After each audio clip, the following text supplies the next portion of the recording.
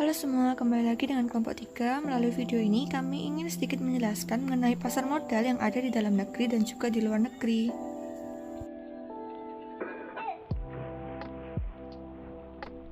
Pertama-tama, izinkan saya untuk memperkenalkan anggota dari kelompok 3 terlebih dahulu. Yang pertama ada Natasha Ardia, yang kedua ada Michael Chandra, yang ketiga ada saya sendiri Lydia Perlea Putri, yang keempat ada Richard Jason, yang kelima ada Teresia Erika Margareta, yang keenam ada Angelic Diva Carmelita, dan yang terakhir ada Faustin Clorinda. Di sini saya akan menjelaskan mengenai apa sih itu pasar modal. Jadi, pasar modal merupakan sebuah kegiatan yang berhubungan dengan penawaran umum dan perdagangan efek perusahaan publik yang berkaitan dengan efek yang diterbitkannya, serta lembaga dan profesi yang berkaitan dengan efek. Pasar modal sendiri itu memberikan banyak alternatif bagi para investor yang tidak hanya ingin berinvestasi seperti menabung di bank, terus membeli emas, membeli tanah, asuransi, dan lain-lain. Di pasar modal sendiri ini bertindak sebagai penghubung.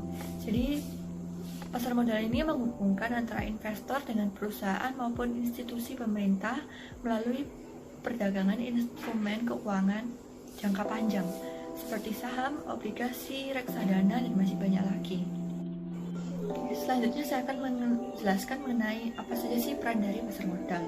Pasar modal sendiri itu memiliki peran yang sangat penting bagi perekonomian sebuah negara. Kenapa? Karena pasar modal itu memiliki dua fungsi.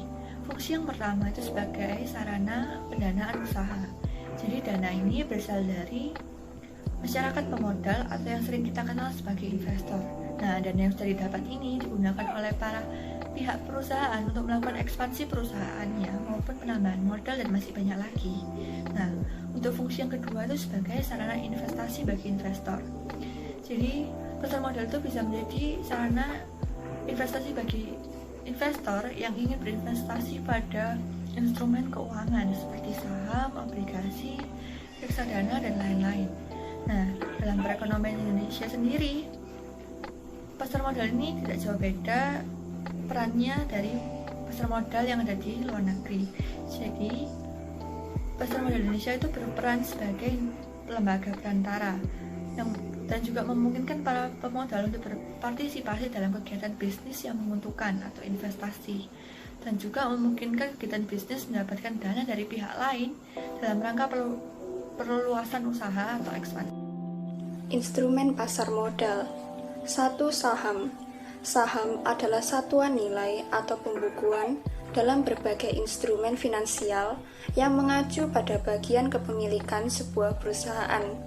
Saham ini ternyata juga terbagi atas dua macam. Yang pertama saham biasa, yaitu saham yang biasa kita lihat diperjualbelikan di bursa efek, yang keuntungannya bisa berupa dividen dan capital gain. Yang kedua saham preferen, yaitu saham yang punya prioritas lebih dari saham biasa untuk pembagian dividennya bersifat kumulatif dan bisa ditukar dengan saham biasa dengan syarat tertentu. Yang kedua, obligasi. Obligasi adalah surat berharga atau sertifikat yang berisi perjanjian antara perusahaan emiten sebagai peminjam dana dengan investor sebagai pemberi dana. Penerbit obligasi wajib membayarkan bunga secara rutin serta melunasi pokok pinjaman saat jatuh tempo. Diterbitkannya obligasi dilatar belakangi upaya menghimpun dana dari masyarakat yang akan digunakan sebagai sumber pendanaan. Bila ditinjau dari sudut pandang pebisnis, obligasi bisa dimanfaatkan untuk mendapatkan dana segar demi berjalannya usaha. Sementara negara memandang obligasi sebagai sumber pendanaan untuk membiayai sebagian defisit anggaran belanja dalam anggaran pendapatan dan belanja negara atau APBN. Reksadana. Reksadana adalah wadah dan pola pengelolaan dana atau modal bagi sekumpulan investor untuk berinvestasi dalam instrumen-instrumen investasi yang tersedia di pasar modal dengan cara membeli unit penyertaan reksadana. Terdapat 4 jenis reksadana, yaitu yang pertama adalah reksadana pasar uang, yang dananya akan diinvestasikan ke produk-produk pasar uang seperti deposito, SBI, dan sebagainya. Lalu yang kedua, ada reksadana pendapatan tetap. 80% dana akan dibelanjakan untuk instrumen investasi berupa suku atau obligasi. Lalu yang ketiga adalah reksadana campuran. Investasinya ke saham dan obligasi, sisanya baru pasar uang. Yang keempat adalah reksadana saham. 80% dana akan diinvestasikan ke produk saham. Yang keempat ada derivatif. Derivatif adalah surat berharga turunan dari saham atau obligasi.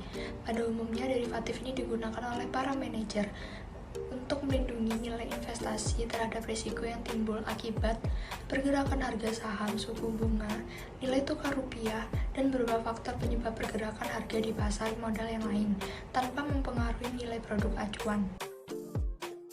Pasar modal yang bernama emiten. Emiten adalah pihak yang melakukan penjualan surat-surat berharga kepada masyarakat secara go publik dengan cara menerbitkan efek berupa saham dan obligasi di bursa. Atau dapat juga dikatakan bahwa emiten adalah perusahaan atau pihak yang akan melakukan emisi di bursa. Emiten dapat memilih dua macam instrumen pasar modal, yaitu bersifat kepemilikan atau utang. Jika bersifat kepemilikan, maka surat berharga yang diterbitkan adalah saham. Jika yang dipilih utang, maka yang diterbitkan adalah obligasi. Kedua, investor. Investor adalah pemodal yang akan membeli atau menanamkan modalnya di perusahaan go publik yang akan melakukan penjualan surat-surat berharga. Pemodal yang berlaku sebagai investor dapat merupakan perorangan atau sebuah badan perusahaan. Pihak investor dapat berasal dari dalam negeri maupun luar negeri. Saya akan menjelaskan mengenai penjamin emisi. Penjamin emisi biasa disebut sebagai underwriter. Penjamin emisi merupakan lembaga yang menjamin terjualnya saham atau obligasi yang diterbitkan oleh suatu perusahaan go public sampai batas waktu tertentu. Yang kedua, perantara perdagangan. Perantara perdagangan yang menjadi pelaku pasar modal juga disebut sebagai broker atau pialang. Peran broker atau pialang adalah sebagai perantara antara penjual dengan pembeli surat-surat berharga.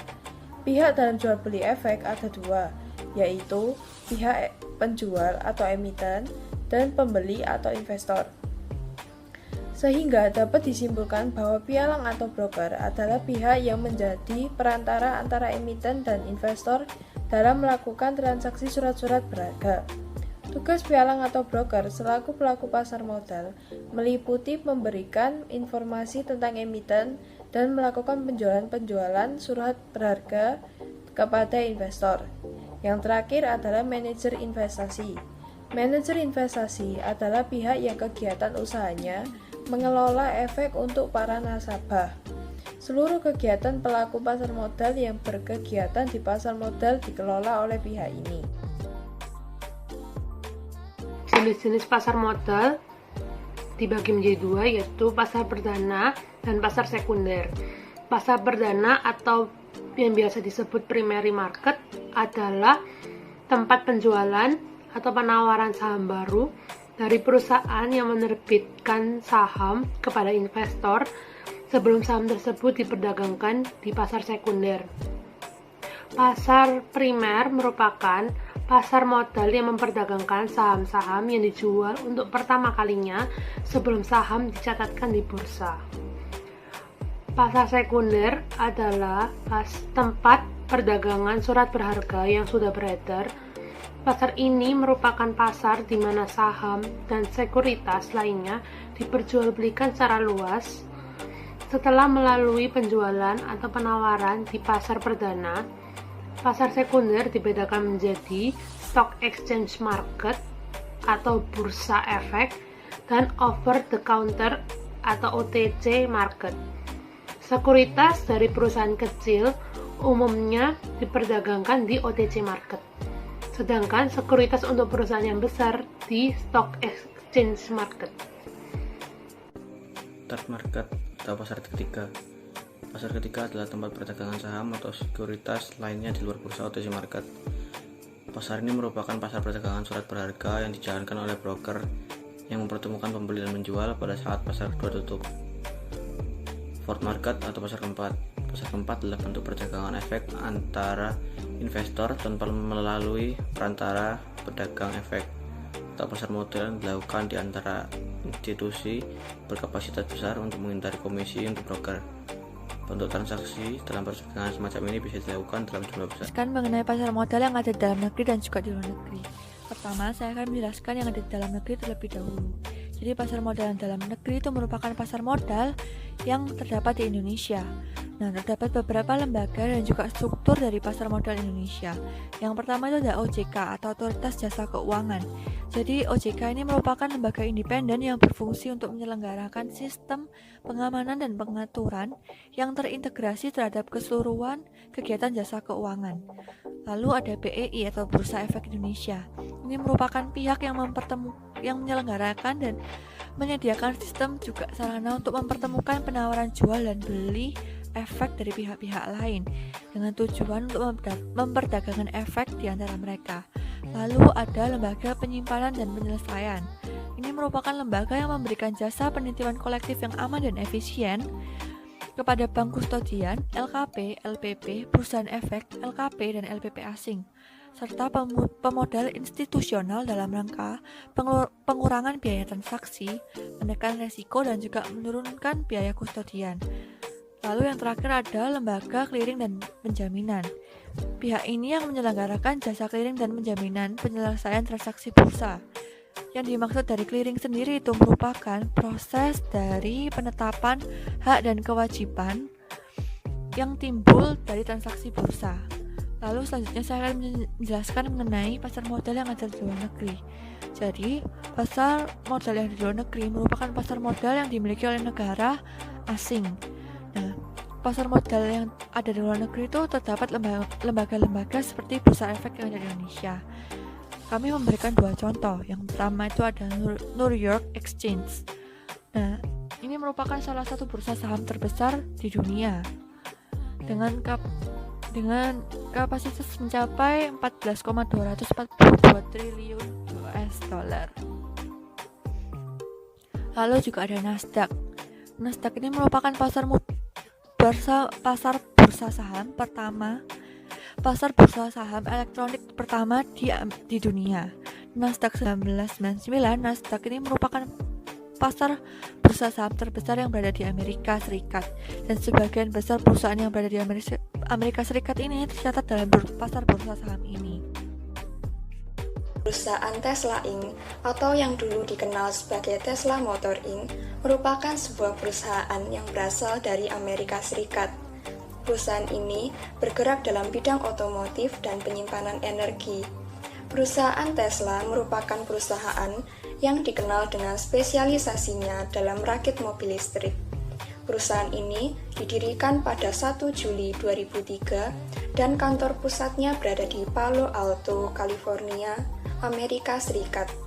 Pemberian nama perusahaan ini berasal dari penemu listrik Nikola Tesla sebagai bentuk penghormatan. Perusahaan Tesla pertama kali didirikan oleh Martin Eberhard dan Mark Tarpenning.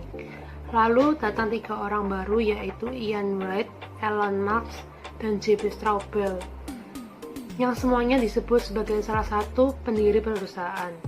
Elon Musk sempat menjadi direktur atau ketua utama perusahaan dikarenakan ia menyumbang sebesar 6,5 juta dolar AS pada April tahun 2004. Setelah 11 tahun di pasar, Tesla menduduki peringkat pabrikan mobil penumpang listrik plug-in dan baterai terlaris di dunia pada tahun 2019, dengan pangsa pasar 17% dari segmen plug-in dan 23% dari segmen baterai elektrik.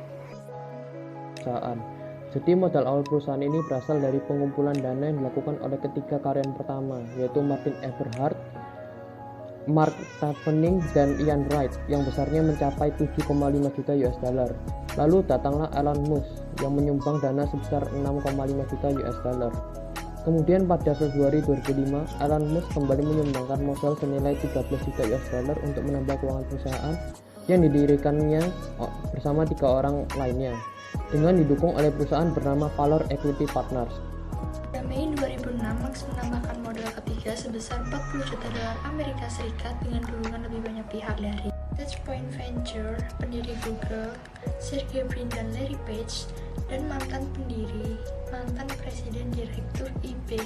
Modal keempat diberikan sebesar 45 juta US dollar dan modal kelima diberikan pada Februari 2008 sebesar 40 juta US dollar.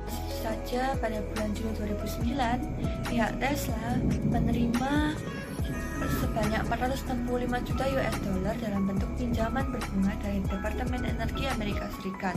Nah, pendanaan tersebut itu merupakan bagian dari program peminjaman manufaktur kendaraan teknologi canggih yang senilai 8 miliar US dollar. Selanjutnya saya akan menjelaskan mengenai perusahaan Tesla yang melakukan IPO. Jadi pada tanggal 29 Januari 2010, untuk pertama kalinya perusahaan Tesla akhirnya mendaftarkan perusahaannya ke dalam lantai bursa. Dan pada tanggal 29 Juli 2010, akhirnya resmi terjun menjadi perusahaan go public dan meluncurkan sahamnya dengan kode TSLA pada lantai bursa secara perdana di Nasdaq. Sebanyak 13.300.000 lembar saham biasa TSLA diterbitkan kepada publik dengan harga 17 US dollar per lembarnya. Dan dana yang berhasil dikumpulkan melalui IPO ini bisa mencapai 226 juta US dollar. Nah, sebelum melakukan IPO, perusahaan Tesla ini sempat mengumumkan mengenai kemitraan strategis dengan Toyota. Dan pihak Toyota ini setuju untuk membeli saham Tesla sebesar 50 juta US dollar yang diterbitkan di private placement. Nah, kedua perusahaan ini tuh akhirnya melakukan kolaborasi dalam bidang pengembangan kendaraan listrik, suku cadang, dan sistem produksi serta dukungan teknik. Dan kurang dari 2 bulan, mereka ini mengumumkan kolaborasi pertama mereka, yaitu versi listrik dari RAV4 EV. Dan pada bulan Oktober 2014, pihak Toyota ini menjual kepemilikan saham Tesla dan mendapatkan keuntungan sebesar 1 miliar US dollar. Nah, sahamnya perusahaan Tesla sendiri ini sempat mengalami penurunan. Hal itu dikarenakan pada November tahun 2013 terdapat berita tentang kebakaran model S ketiga dari perusahaan Tesla ini. Nah, karena berita tersebut, maka perusahaan itu sempat mengalami penurunan harga sahamnya mencapai 20%. Namun, walaupun terjadi penurunan sebanyak 20%, perusahaan Tesla itu masih berhasil untuk menjadi yang terbaik di indeks Nasdaq 100 pada tahun 2013. Latar belakang perusahaan Bank Bukopin didirikan pada tanggal 10 Juli 1970. Sebelumnya dikenal sebagai Bank Umum Koperasi Indonesia. Bank Bukopin sendiri memfokuskan diri pada segmen UMKM. Saat ini telah tumbuh dan berkembang menjadi bank yang masuk ke kelompok bank menengah di Indonesia dari sisi aset. Seiring dengan terbukanya kesempatan dan peningkatan kemampuan melayani kebutuhan masyarakat yang lebih luas, Bank Bukopin telah mengembangkan usahanya ke segmen komersial dan konsumer. Ketiga segmen ini merupakan pilar bisnis Bank Bukopin dengan pelayanan secara konvensional maupun syariah yang didukung oleh sistem pengelolaan dana yang optimal, keandalan teknologi informasi, kompetensi sumber daya manusia, dan praktik tata kelola perusahaan yang baik. Saham PT Bank Bukopin Tbk menguat signifikan pada perdagangan di bulan Juni kemarin dengan kenaikan 22% ke posisi Rp206 per saham. Penguatan ini tak lain sebagai respons investor atas masuknya salah satu grup finansial terbesar di Korea Selatan, yaitu Kookmin untuk mengambil alih sekurang-kurangnya 51% PT Bank Bukopin Tbk, serta menjadi pemegang saham pengendali. Mengacu data BEI atau Bursa Efek Indonesia, saham BBKP sejak awal tahun memang masih melemah, 8,04% dengan akumulasi jual bersih investor asing Rp 49,19 miliar. Namun, level tertinggi saham perseroan terjadi pada awal tahun ini di kisaran Rp 270 per saham. Nilai kapitalisasi pasar BBKP saat ini adalah Rp 2,40 triliun. Akuisisi Kookmin Bank terhadap Bukopin sendiri adalah langkah nyata dari optimisme terhadap Bank Bukopin sebagai bank penyalur kredit retail UMKM dan konsumer dengan potensi pertumbuhan yang berkelanjutan ke depannya. Otoritas Jasa Keuangan atau OJK sendiri juga telah menerima pernyataan Kukminbank ini. Kukminbank akan memperkuat permodalan bank, mendukung likuiditas dan pengembangan bisnis bank di Indonesia. Kukminbank yang saat ini tercatat sebagai peringkat 10 besar bank di Asia dengan total aset pada tahun 2019 mencapai 4.657 triliun, akan memperkuat permodalan bank, mendukung likuiditas dan pengembangan bisnis bank di Indonesia. Dengan bergabungnya Bank Bukopin dalam KB Financial Group sebagai induk grup usaha KB Kukminbank adalah momentum yang sangat baik untuk mengadaptasi international best practice guna menjadikan Bukopin dapat bersaing lebih baik di Indonesia maupun secara global. Jadi selain investasi saham yang dijelaskan oleh rekan saya, Bank Bukopin ini juga menawarkan investasi yang lain. Yang pertama itu ada reksadana. Jadi di Bank Bukopin ini ada dua macam reksadana. Yang pertama itu ada reksadana biasa dan juga reksadana syariah. Nah, pihak Bukopin akan menjelaskan tentang reksadana tersebut dan akhirnya terserah investor ingin memilih yang mana, yang syariah atau tidak. Dan juga Bank Bukopin ini menawarkan obligasi yang jumlah pembayaran bunganya itu sebesar 12 miliar. Sedangkan nilai pokok obligasinya sebesar 400 miliar dengan bunga 12%.